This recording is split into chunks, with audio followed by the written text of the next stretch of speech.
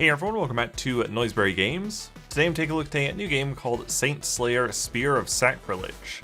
This game was released on April 19th, 2026. Its regular price is $12.99 Canadian or your regional equivalent, and is developed and published by Lilymo Games.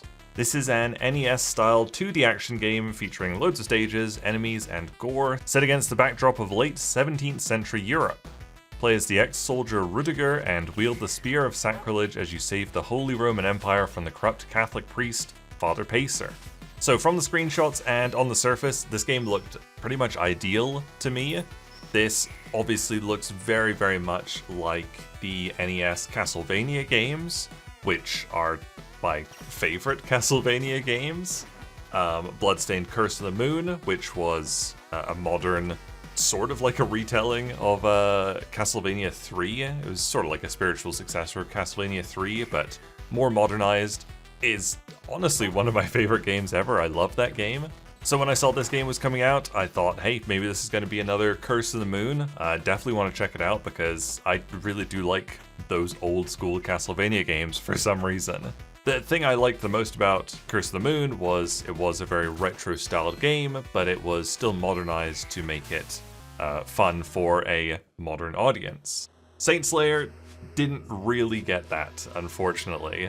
It's a very, very retro-style game. It's got some modern quality of life perks, but they definitely did go pretty hard into the retro game difficulty and clunkiness, sadly.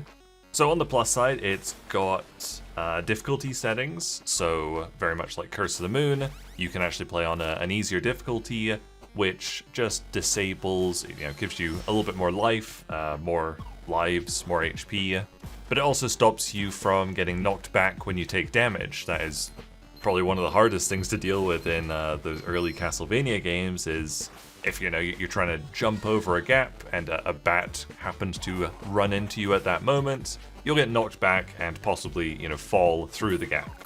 On the easy difficulty for this game, it disables the knockback, which I absolutely loved as a feature in Curse of the Moon, so I obviously went for the easy difficulty because knockback is quite difficult. Another fantastic feature is there's a password system in this game. So I got to, I think it was about stage 7 or 8, something like that, when I finally ran out of lives for the first time. And when I died, it gave me a password. And when I went back to the main menu and put in that password, it took me to the stage I died at, which was fantastic. Great feature, I loved that. That's unfortunately where the quality of life features kind of end. It really does feel so clunky. I think that the key part of the clunkiness for me is when you're jumping, and basically if you press A to jump, you'll jump straight up, obviously. If you're holding a direction, you press A to jump, you'll jump in that direction. But you don't have any wiggle room whatsoever, so if you jump straight up in the air and then tilt a direction stick while you're in the air, you won't start moving left or right. You will still stay perfectly in a straight line up and down until you've landed. That was obviously the case for Castlevania 1 to 3 on the NES because, as I said, it was the NES. There was only so much they could do with those games. It's been a while since I played Curse of the Moon, but I vaguely remember you being able to kind of adjust your momentum a little bit more. But you cannot adjust your momentum whatsoever in Saint Slayer, which I think, like, if they changed that one part of the jumping, I think the movement wouldn't feel so clunky. But yeah, just like if you're coming up to a gap and you make the jump and you're like partway through, you're like, oh, I don't have quite the right arc to make this. Too bad, in this game you're committed to it and you're just gonna finish off that jump and probably fall to your death. The combat is okay. It seems to be less varied than Castlevania or even Curse of the Moon. You have the Spear of Sacrilege, and that's your weapon. If you press X, you attack forward with it. You can do like pogo jumping, where if you jump and hold down and jump again, you'll bounce off enemies' heads.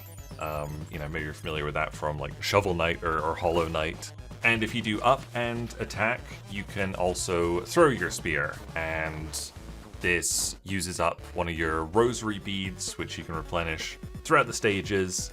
And something fun about throwing the spear is if you throw it at a wall, it actually makes a step for you to then stand on. So early on, you come to a wall that you can't jump up, so you just have to throw your spear at the wall and make a platform for yourself so you can make the jump. That's quite clever. I think it's a relatively short game. Like I said, I got to around stage 7 or 8, something like that. And the Steam page says that it's got 21 stages altogether.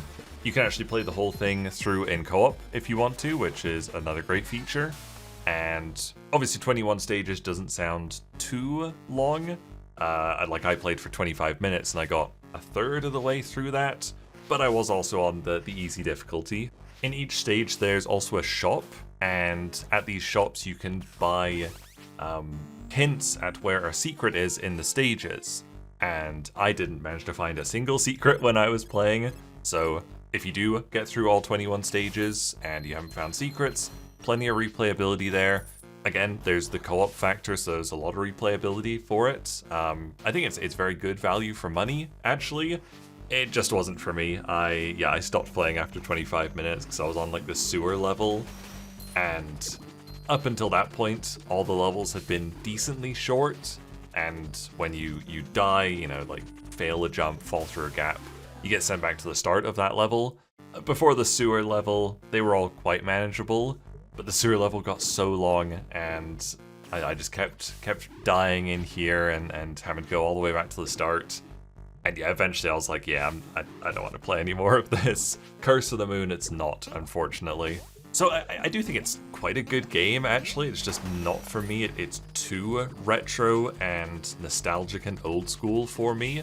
I like retro games, but I do need them to have modern sensibilities, like Curse of the Moon. But if you like really clunky jumping and those old school Castlevania games and you're not worried about it not feeling modern enough, you might enjoy Saint Slayer. There you go, that was a real quick look at Saint Slayer, Spear of Sacrilege. Thank you guys very much for watching. Make sure you leave a like and subscribe if you enjoyed this video, and I'll see you guys later. Bye!